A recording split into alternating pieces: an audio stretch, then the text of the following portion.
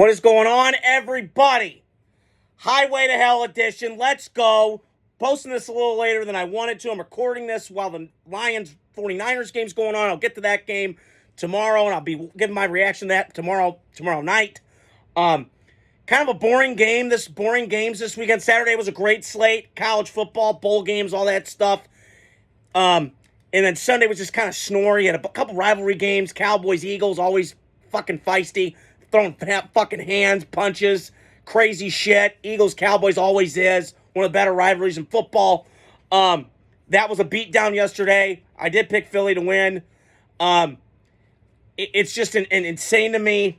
But I wanted to touch on last night's game was just insane. It was just incredible. This is why the NFL's king.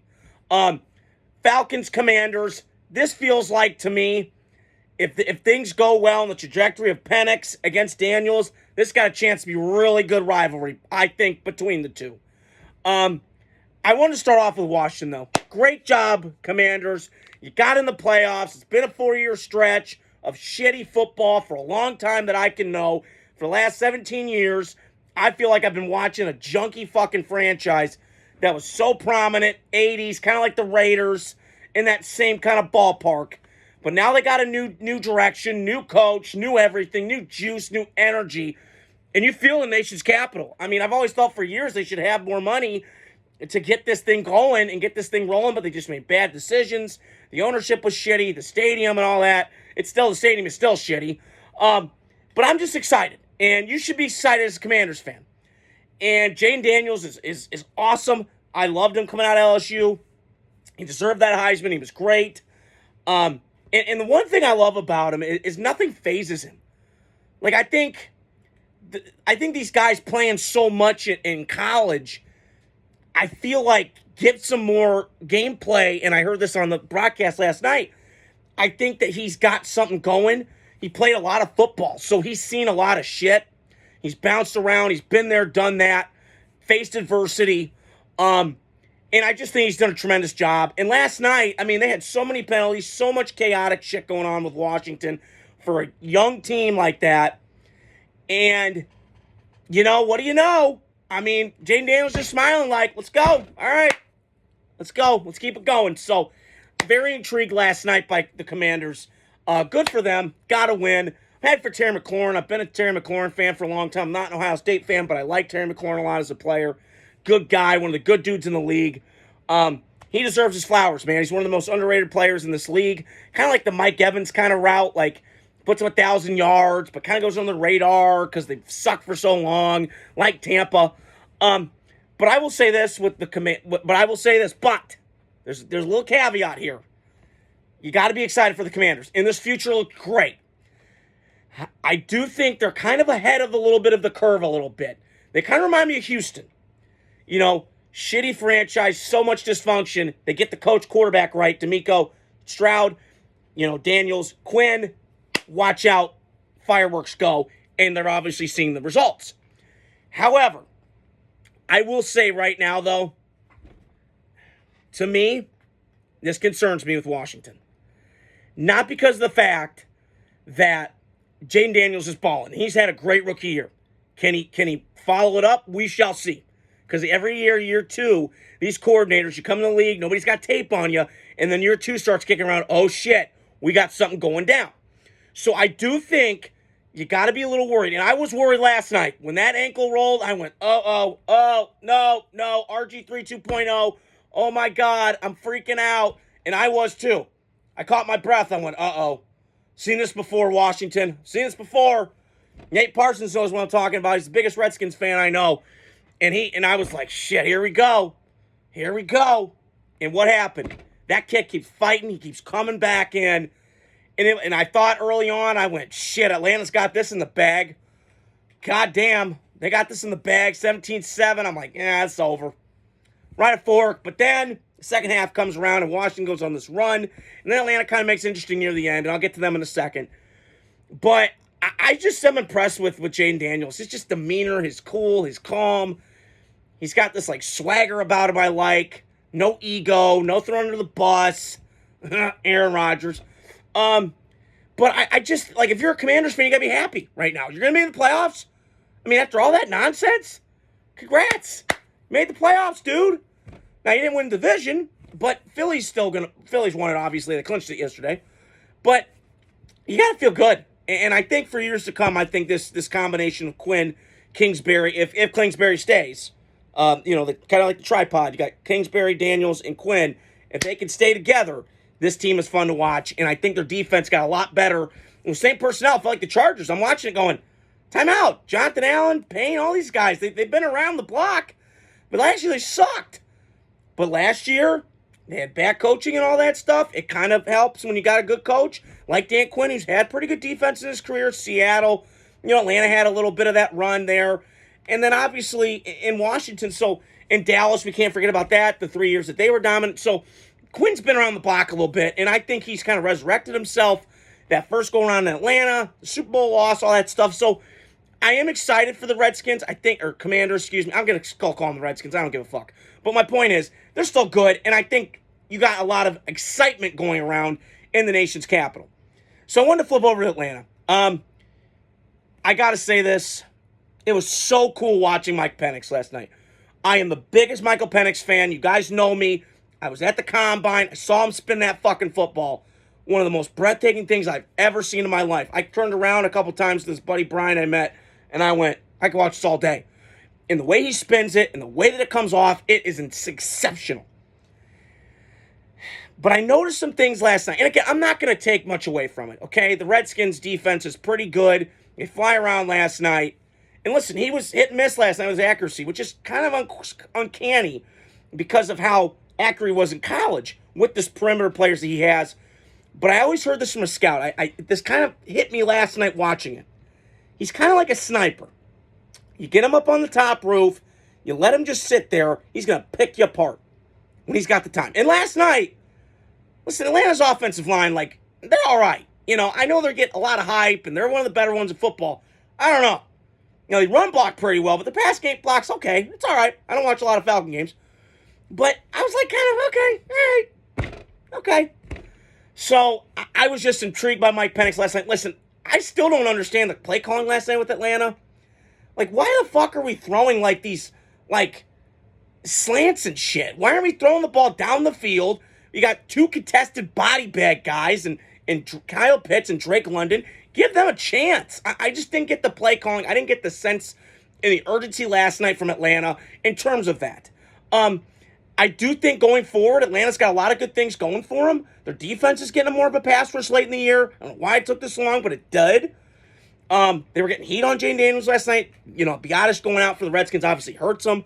Badgers, got to root for the Badgers. But I just felt like Atlanta last night was kind of, they start off so hot, and then they kind of faded. And then that last drive. And this is why I'm excited for this new quarterback wave. This draft class is exceptional. And all guys are different. Penix got a defensive coach, Dan Quinn, all these guys. But I'm watching last night, that last throw by Penix. He put that on a fucking rope to Kyle Pitts, and everybody wants to bitch about him, and he doesn't get a lot of touchdowns. I don't care. The only thing I know is that guy's a unicorn. One of the best tight end prospects I've ever seen. And I'll go back to this. I remember a couple years ago, I was at Lowe's at the time. I was working one night, and I'm watching Georgia, Florida, the cocktail party, right? The world's biggest cocktail party in college football. And I'm sat there like, this guy's uncoverable. You can't guard him. You put safeties on him, they're too small. You put linebackers on him, he's too fast for him. So you pick your poison. So he's just an exceptional player, great kid, no bullshit. And I think Atlanta's going to have a bright future with Michael Penix compared to what they have with Kirk Cousins. Now, problem is with Kirk Cousins, you gave him $100 million. So you're trying to create a dilemma that I don't know they want to do. But they put themselves in this position. Fuck around and find out. But just to recap, Atlanta, too little too late. You should have done this earlier, but you didn't. It is what it is.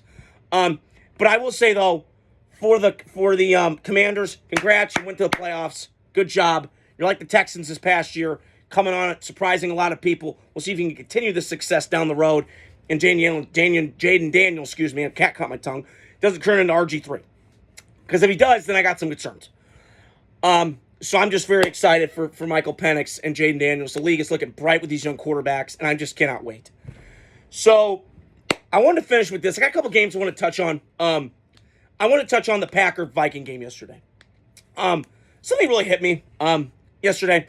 And listen, Green Bay, historically, whether it's been in the Metrodome, whether it's been in the U.S. Bank, they've had a hard time in domes. And, it goes back to Aaron Rodgers sometimes. It goes back to Brett Favre. I don't know what it is. Some teams are just better outside than they are indoors, or it goes vice versa. And I'm watching that game, and I had an epiphany going. When they fumbled that ball, I kind of knew it was over. It was night-night, adios. But then they kind of kept fighting. They kept fighting. Green Bay's a good football team. I don't think they're elite. I think they're getting there. Jordan Love kind of, I don't know. I like him, but there's a lot of Favre in his game. And so I sorry, I was tripping there for a second. I do believe, though, Jordan Love is a great quarterback. But I kind of feel like we're basing off 8 games. And, listen, I would have paid him more than Trevor Lawrence. That's not a question. Trevor Lawrence, Jordan Love got far last year in the playoffs. He didn't win a game. I can kind of see the parallels. But I don't get, the Trevor Lawrence, came out and told you who he was. He doesn't love football. So, red flag, ding, ding, ding, ding. Jordan Love loves football. I feel it. I see it with him. But he's a slow starter. I don't know what it is. Maybe he just gets the jitters out. Who knows? But he's a foxhole guy. I think people like him in the organization. And Green Bay did the right thing by getting rid of Aaron. I love Aaron Rodgers. I've been a fan for a long time, but now he's just irrelevant. I'm glad he's irrelevant. He needs to shut the fuck up and just play. But Aaron's doing his thing. I don't know. He's just a different cat. I will say, though, I am so happy for Sammy Darnold. Can we give it up, Sammy Darnold? Let's go. Listen, I'm not a Viking fan by any fucking means, but I am pulling for this kid. Sam Darnold, I've been a fan.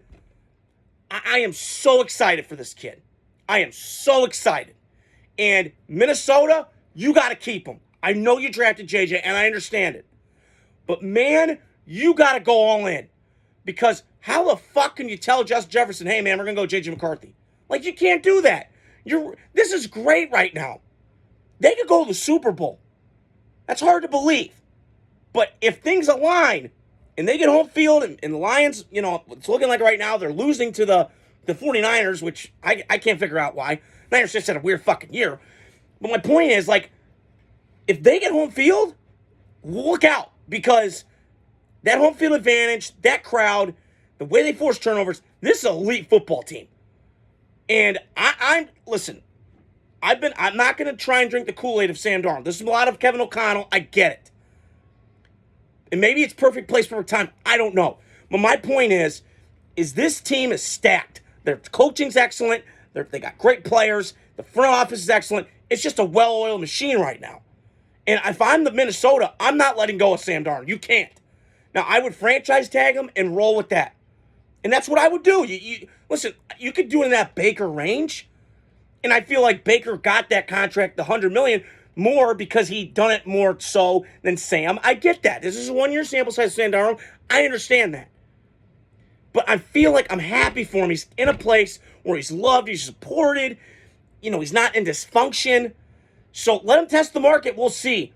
But I'm telling you right now, I'm happy for Sam Darnold and the Vikings, and Viking fans should know that. The last game I wanted to touch on before I get out of here tonight. It's great having you guys in on Monday.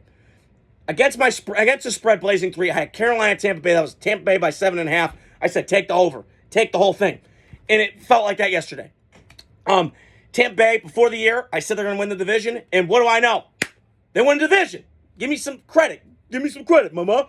So good for Tampa Bay. I'm happy for Baker. He deserves it. He's matured. He's grown up. I see a lot of myself in Baker Mayfield. I'm his doppelganger, okay? Maybe a little bit, okay? But I'm loving what Tampa Bay's doing. They fought, they scratched, they clawed. How far they get in the playoffs, I don't fucking know. But all I know is this team's stacked. They got championship medal. They got guys that have been there, done that. I'm just impressed with Baker Mayfield, and I'm happy for him. He found his warm weather Cleveland. It feels like Cleveland. They're kind of the rebels. They're kind of pissed on and kicked and bruised, and they don't give a fuck. They're going to keep fighting, keep playing. I'm happy for Baker Mayfield. And I'll flip it over to the Carolina side just real quick. I think Carolina's fine. I think they played so much harder than early in the year where they had all that shit going on. Now, do I still trust the ownership? I do not. I do not trust David Tepper as far as I can throw him. But as long as he keeps his mouth shut and he doesn't have these Tepper tantrums, quote, quote, then maybe we'll see something. But until then, you got to keep Bryce Young. And this Dave Canales guy, listen, I know all the ladies love him. He's hot. He's sexy. You know, they say that about me sometimes, but we'll put that aside, okay? But my point is, I think Dave Canales, and you saw what he did with Baker Mayfield, you saw what he did with Geno Smith, and you're seeing it with Bryce Young. Reclamation projects, he can get them and get it right. So I am happy for Bryce Young. He looks like mature. He looks calmer. Listen, he threw a couple touchdowns yesterday. They still got to put an offensive line around. They got to get better weapons around him. No question. But you got to be encouraged if you're a Panthers fan, because I think you found your quarterback for another year. We'll see what happens. So that's all I want to talk about tonight. Stay tuned throughout the week. I got a lot of content going on. Notre Dame football going on. I'll give you guys my post-game reaction tomorrow. Hope you guys are doing well. Tomorrow's Terrific Tuesday. Hit the like, subscribe, share button, and stay tuned throughout the week. I got a lot of content. Talk to you guys soon.